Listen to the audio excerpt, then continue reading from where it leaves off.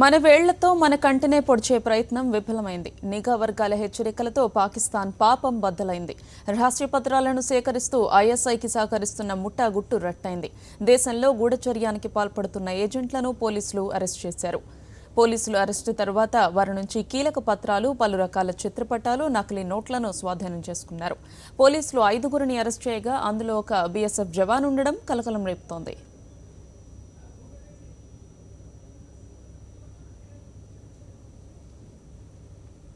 Kashmir police విభాగంతో పాటు బీఎస్ఎఫ్లో కొందరు పాకిస్తాన్ నిఘా విభాగం ఐఎస్ఐకి సహకరిస్తున్నారంటూ కొంతకాలంగా నిఘా వర్గాలు హెచ్చరిస్తున్నాయి.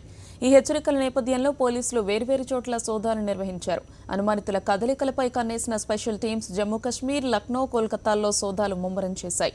ఈ క్రమంలో జమ్మూ, కోల్కతాలో 4 అనుమానిత ఐఎస్ఐ ఏజెంట్లను పోలీసులు అరెస్ట్ చేశారు.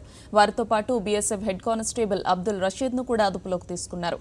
వీరిలో అబ్దుల్ రషీద్తో పాటు మరో వ్యక్తి జుమాలో అరెస్టు కాగా మిగిలిన 3 కోల్కతాలో అదుపులోకి తీసుకున్నారు.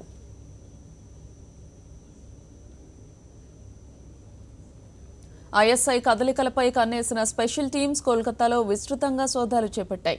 ఈ క్రమంలో గార్డెన్ రీచ్ ప్రాంతంలో ఐఎస్ఐతో సంబంధాలున్న 3 వ్యక్తులను అదుపులోకి తీసుకున్నారు. వారిని ఇర్షాద్ అన్సారీ, అష్ఫాక్ అన్సారీ, మహమ్మద్ జహంగీర్గా గుర్తించారు. ఇర్షాద్ అన్సారీ కాంట్రాక్ట్ కార్మికుడుగా పనిచేస్తున్నట్లు తెలుస్తోంది. అష్ఫాక్ అన్సారీ ఇర్షాద్ కుమారుడు కాగా జహంగీర్ ఇర్షాద్ దగ్గరి బంధువు.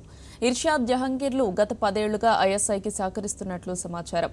కొన్నేళ్ల నుంచి వీరిద్దరూ పాకిస్తాన్కు వెళ్లి వస్తూ అక్కడ ప్రత్యేక శిక్షణ కూడా పొందినట్లు తెలుస్తోంది. ఈ క్రమంలో వారిని అదుపులోకి తీసుకున్న పోలీసులు వారి నుంచి కీలక పత్రాలు స్వాధీనం చేసుకున్నారు.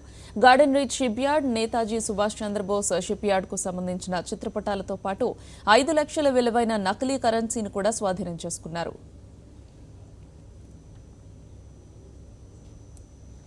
ఐఎస్ఐ అనుమానితుల అరెస్టు పర్వంలో తీవ్ర ఆందోళన కలిగిస్తున్న అంశం ఒక్కటే, అదే BSF head constable Abdul Rashid వ్యవహారం. రషీద్ బీఎస్ఎఫ్లో ఇంటెలిజెన్స్ విభాగంలో పనిచేస్తూ ఉండడం, ఐఎస్ఐతో అతనికి సంబంధాలున్నాయని బయటపడడం కలకలం రేపుతోంది. అబ్దుల్ రషీద్ రాజౌరి జిల్లాలో పనిచేస్తూ ఉండగా అదే జిల్లాలో ఐఎస్ఐ తరపున పనిచేస్తున్న కైఫతుల్లా ఖాన్ అలియాస్ మాస్టర్ రాజాతో అతనికి పరిచయం ఏర్పడింది.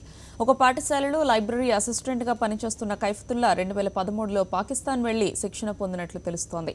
ఈ క్రమంలో సైన్యానికి సంబంధించిన రహస్య పత్రాలు సేకరించే ప్రయత్నాలు చేపట్టిన కైఫతుల్లాకు రషీద్ సహకారం అందించాడు. ఈమెయిల్స్, వాట్సాప్, వైబర్ ద్వారా కైఫతుల్లా ఖాన్తో రషీద్ మాట్లాడేవాడని, భద్రతా బలగాల మోహరింపు, వైమానిక దళ కార్యకలాపాల గురించి సమాచారం అందించేవాడని పోలీసులు అంటున్నారు.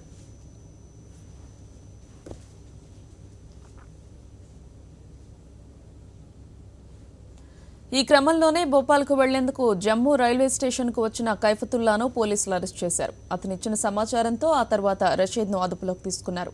వారి నుంచి కీలక పత్రాలను, సైన్యానికి సంబంధించిన సమాచారాన్ని కూడా స్వాధీనం చేసుకున్నారు.